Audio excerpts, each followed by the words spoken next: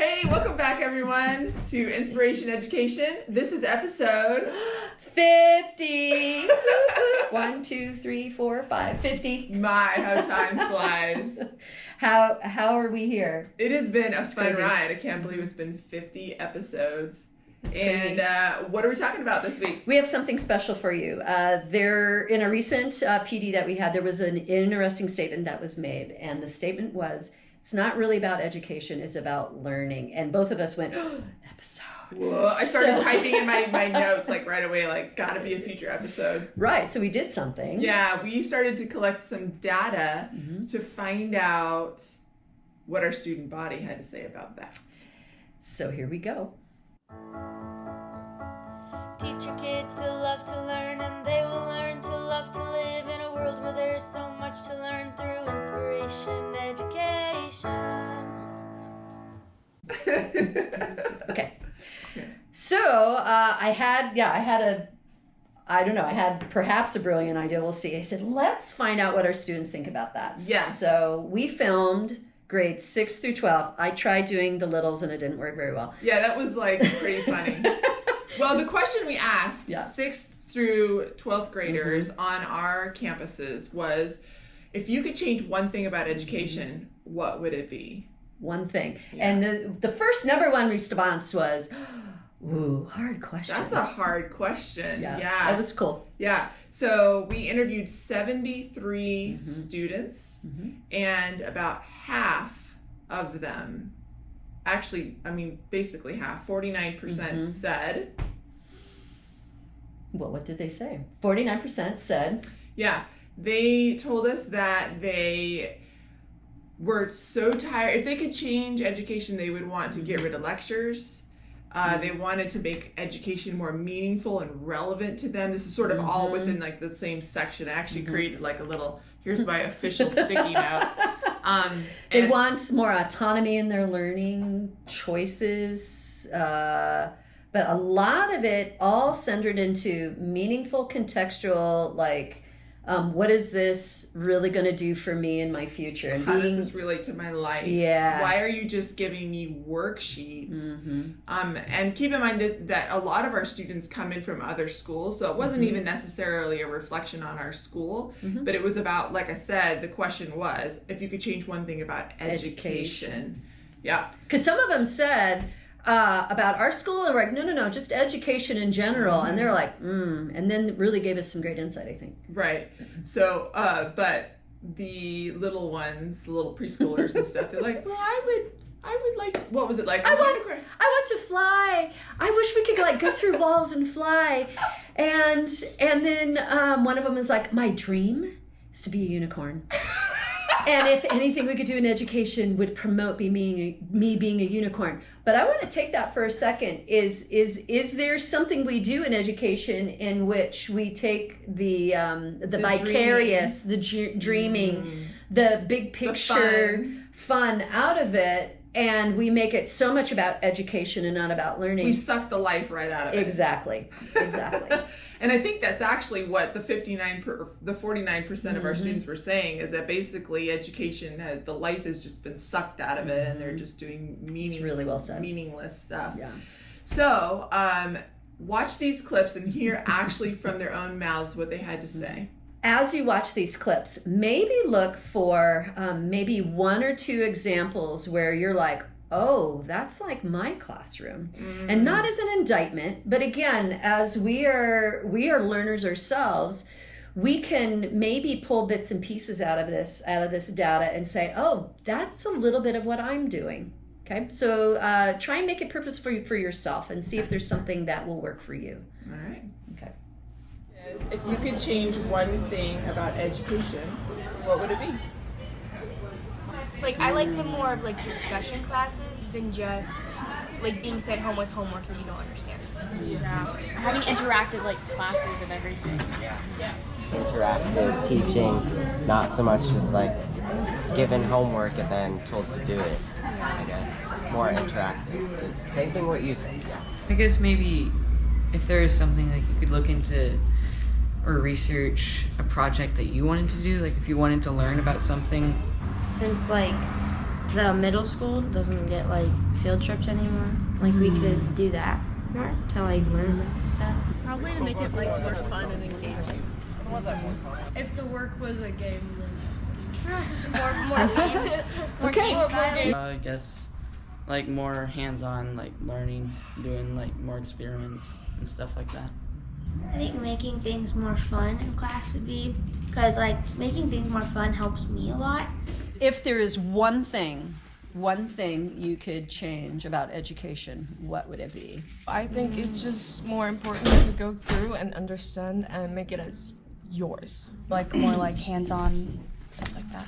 We're more working to try and pass versus working to try and understand. I feel like if we had more like group activities that included more like teamwork, I feel like, because you don't do much of that in school, it's more solo.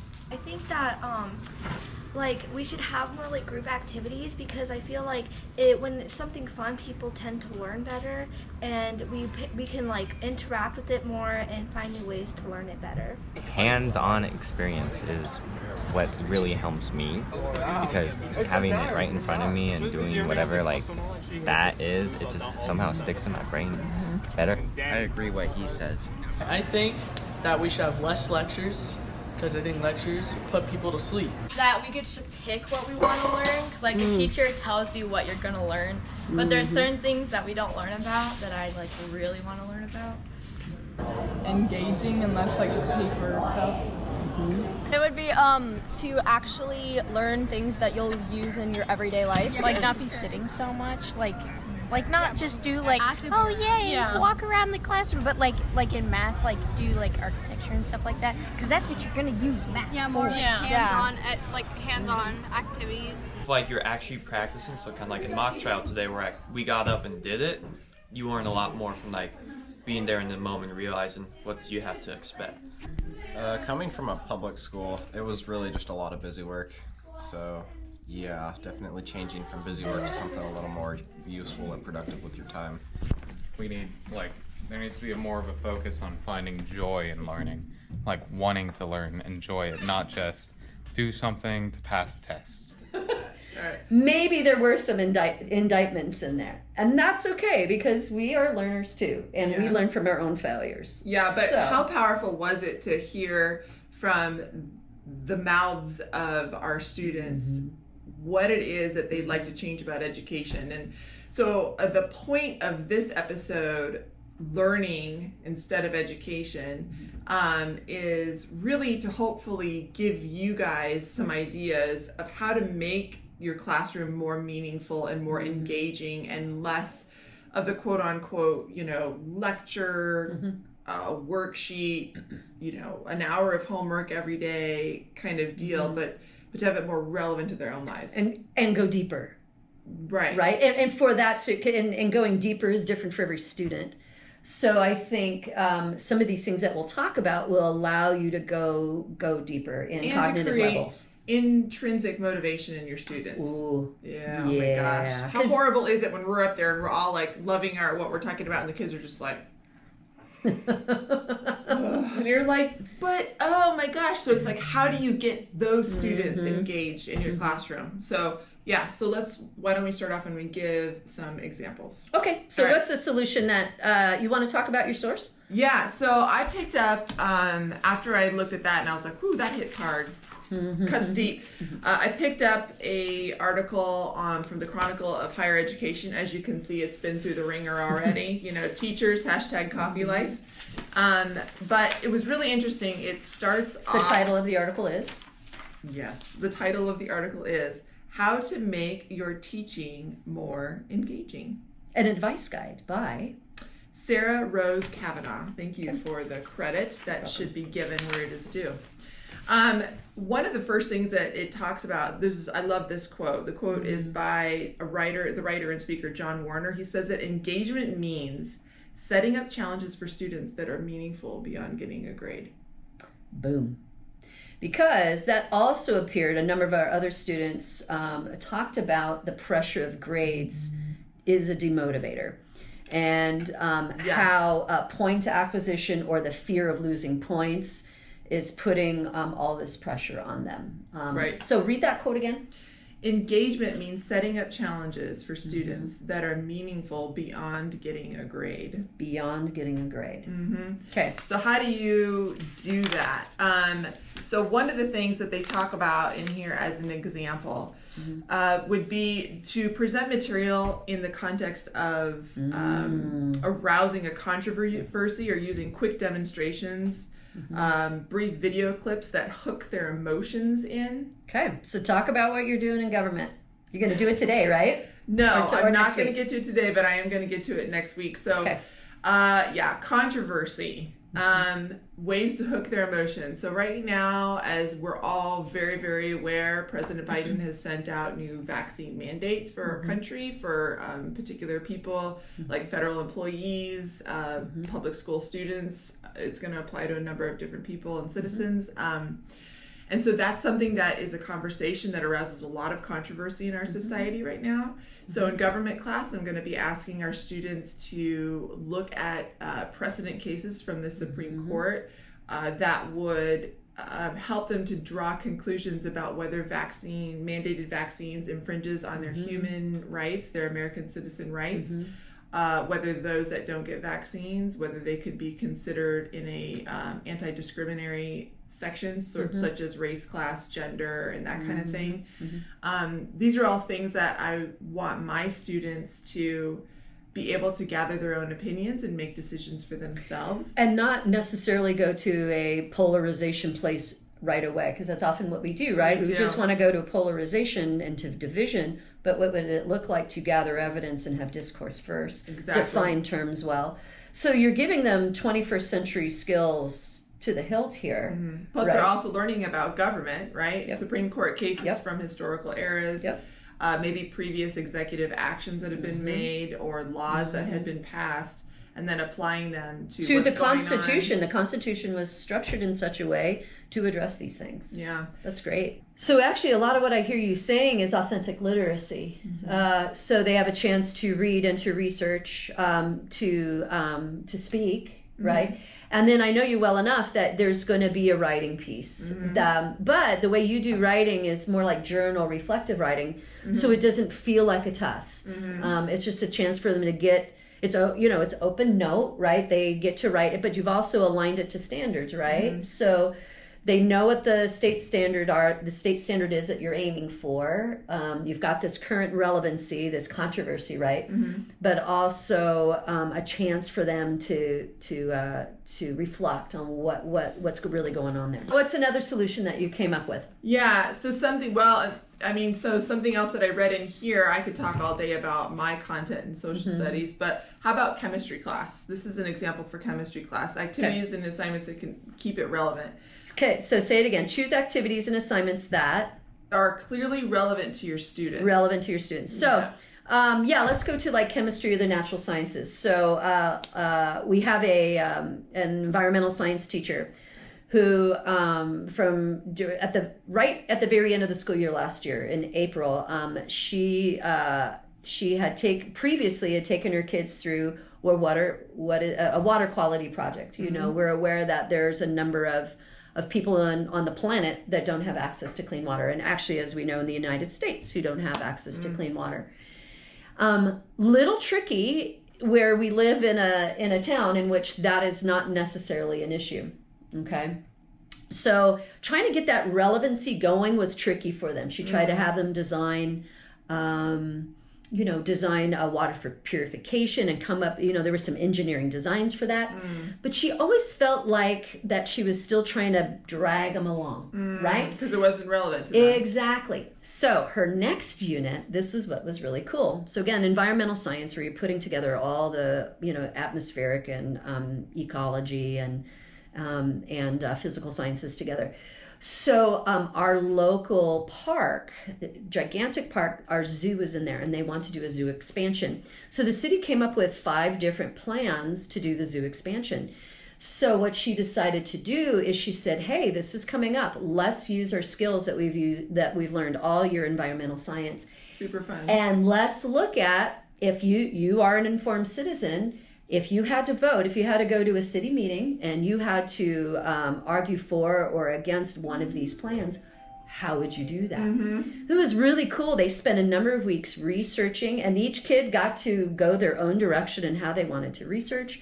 So cool. And then we took them to the park. They got to get feet on the ground to see these different areas of the park. And they're like, oh my gosh, that's going to destroy something from my childhood. I used to go to the lake where all the ducks were and all that. So it had a very personal feel to them, right? Yeah, way to go. Yeah, and so then when they came back and they had to make a presentation on it, there was very much more buy-in. 100% buy-in. Yeah. So ultimately, I think if she had had maybe just an inch more time at the end, there would have been this, like you said, a presentation to a larger community. Hey, what would it look like for our kids to appear at a city council meeting or something like that? Right. Way cool. Just ran out of time at the end, right? Yeah. So but the kids were totally bought into it and had a great time doing it. But let's say you can't take your kids out somewhere and do that. A smaller one that they give here in this article, it says, if you're in a chemistry class, is if your lab could send around chemicals and materials that your students interact with regularly. So for instance,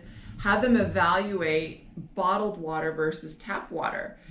Test both for pH and conductivity and taste, and then have them maybe gather information on why people choose bottled water over tap water after they've done that experiment. Which is huge, because guess where a lot of bottled water comes from? The tap, right? And they don't know that, right? I know. It's 100% true.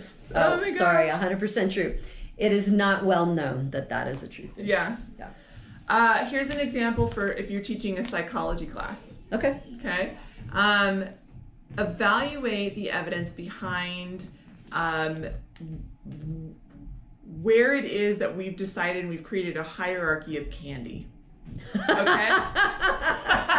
So, what's your favorite candy? Twix.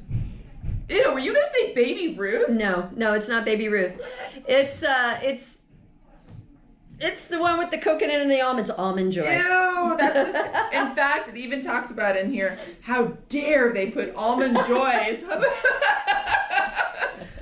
So, if you're in a psychology class, it would be really interesting to run something like this. You could have your kids organize candy into tiers of deliciousness, maybe a 1, 2, and 3 tier, right? Candy corn being at the very bottom tier. By the way, that's statistics.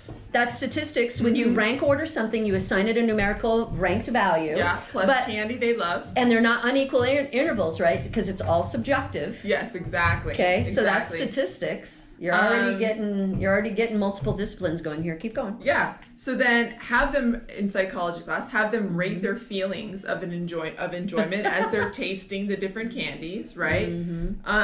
Have them do a mini study, collect data like you were saying in the class, run stats like you said, and make conclusions about whether or not their data supports this hierarchy of candy goodness. Well, and they are a small sample size. Now, does that necessarily infer that that's the same in the general population? Which is exactly what their next questions are. Yeah. Such a science teacher. Well, I'm taking statistics right now. Don't you forget. Yeah, doctoral student over here. Another thing that they talk about in this article was that sometimes we think we're being engaging, but we're not, or maybe we have this like weird tick that we do, or there's something about us that just turns a student off to the way that we teach. And so it would be a good idea, if you can do it, to either have someone come in and observe you that you trust, that will give you the honest feedback that say, you really do this or you don't do that. That's a turn off, or that's boring. Or if you're not comfortable with that, record yourself and then watch it back, which is a best practice in public speaking. Yeah. Because it says in here, this is a fantastic quote that I love, you as a teacher are a symbol of the subject. Ooh, so tell me more about that. Yeah, which means like when your kids come into your advanced biology class, you literally represent to them what advanced biology means. So if you're a poor representation of that, they're gonna take that with them to further classes in science and be like, well, I don't like science, or advanced biology isn't my thing. But on the opposite end of the spectrum, if you are engaging and the students love what you're teaching, and by the way, even lectures can be non-lecturing. I agree. Then they'll remember that and maybe go on and actually pursue a degree in biology or something. Yeah. So that, I mean, there's a huge responsibility in that you as a teacher represent your subject or your class. Right. I appreciate that, because I love that quote. Yeah. So, I mean, I don't know. There's a lot in here. I recommend it's an easy web pull. It's 2 years old, so you'll be able to find it pretty easily. And we could go on. I mean, there's just so many topics that we could cover, but for the sake of brevity, because we'll run our mouths. You know, as teachers, we just run and run and run our mouths. But I think if you've watched any of our past videos, and certainly some of our things that we're going to talk about in the future, I think maybe this is the core of who we are, is that you've heard us say it 1,001 times, it's about lifelong learning. So when we heard it's not about education, it's about learning, I think that encapsulates a lot of what we love to talk about. So yes, we could talk about this forever. Yeah, and that's why we wanted to make this our 50th episode, because like you said, it is almost a summary of the last 49 episodes. Right.